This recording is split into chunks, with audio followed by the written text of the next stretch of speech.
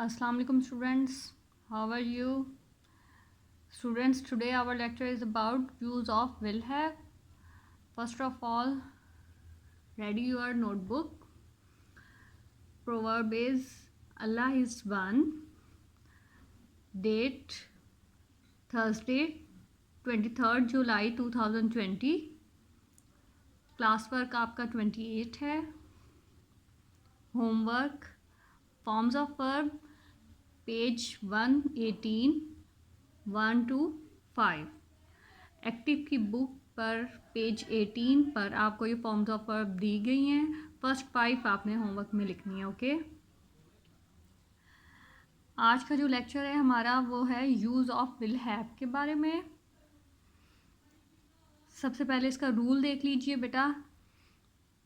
He, she, it, दे और you के साथ, इन सब के साथ विल हैव लगेगा plus third form of verb लगेगी. इजीली आप यूँ भी याद रख सकते हैं कि आई और वी के साथ शैल लगता है, बाकी सब के साथ विल लगेगा. Okay, will have plus third form of verb. Urdu में इसकी पहचान क्या होगी? जुमले के आखिर में चुका होगा, चुकी होगी, चुके होंगे आता है. ठीक है, सेंटेंसेस देख लीजिए. वो अपना काम ख़त्म कर चुका होगा. He will have finished his work. वो अपना काम ख़त्म नहीं कर चुका होगा. इसी सेंटेंस का हम नेगेटिव भी बनाएंगे. He will not have finished his work. He आ गया, विल हैव के दरमियान नॉट आएगा. ओके, फिनिश्ड वही थर्ड फॉर्म लगेगी, हिज वर्क. इसी का इंटेरोगेटिव देखें. क्या वो अपना काम ख़त्म कर चुका होगा? अब विल स्टार्ट में आ जाएगा सेंटेंस के. Will he have finished his work. वो स्कूल जा चुकी होगी. She will have gone to school. यहाँ देखें, शी के साथ विल हैव लगा plus third form of verb. She will have gone to school. वो स्कूल नहीं जा चुकी होगी. इस सेंटेंस में नहीं का इजाफा हमने किया है, नेगेटिव बनाना है, तो शी विल नॉट हैव. अब विल और हैव के दरमियान में नॉट आएगा.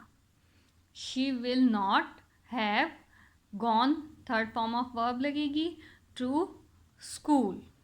ओके, क्या वो स्कूल जा चुकी होगी? Will she have gone to school.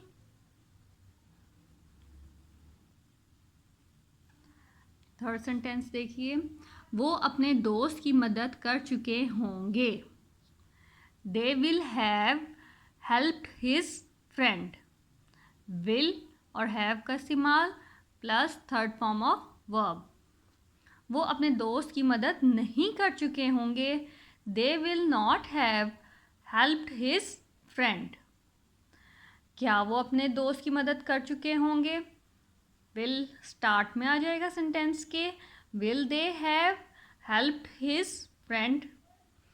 तुम मुझे ख़त लिख चुके होगे. You will have written me a letter. Okay, इसी तरह आप इसका नेगेटिव और फिर इंटेरोगेटिव भी बनाएंगे. Okay students, grammar book open कीजिएगा. उस पर पेज 55 है जो आज हमने करना है. उस पेज 55 पर आपको प्रपोजिशंस दी गई हैं. एप्रोप्रिएट प्रपोजिशन के बारे में ये लेक्चर है.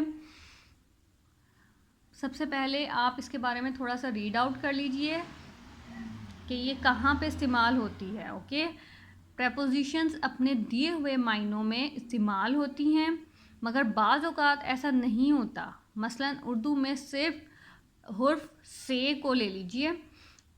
नीचे झैल के चंद जुमलों में उर्दू में तो से इस्तेमाल हुआ है, लेकिन इसकी बजाय अंग्रेज़ी में फ्रॉम इस्तेमाल नहीं हुआ है। ठीक है, यानी से अगर हम उर्दू के सेंटेंस में है तो ज़रूरी नहीं है कि हम इंग्लिश के सेंटेंस में भी फ्रॉम इस्तेमाल करेंगे। ठीक है, फॉर एग्ज़ाम्पल, वो बुखार से मर गया, ही डाइड ऑफ फीवर। अब यहाँ पे ऑफ इस्तेमाल हुआ है, फ्रॉम इस्तेमाल नहीं हुआ।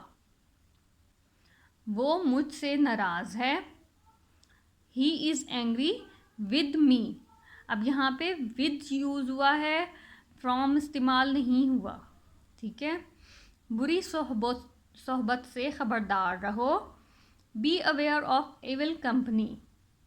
यहाँ पे ऑफ इस्तेमाल हुआ है। ठीक है, इसी तरह मज़ीद सेंटेंसेस भी हैं, वो भी आप देखिएगा और इसे अच्छे से आपने याद रखना है कि एप्रोप्रिएट प्रपोजिशंस कहाँ पे इस्तेमाल होती हैं।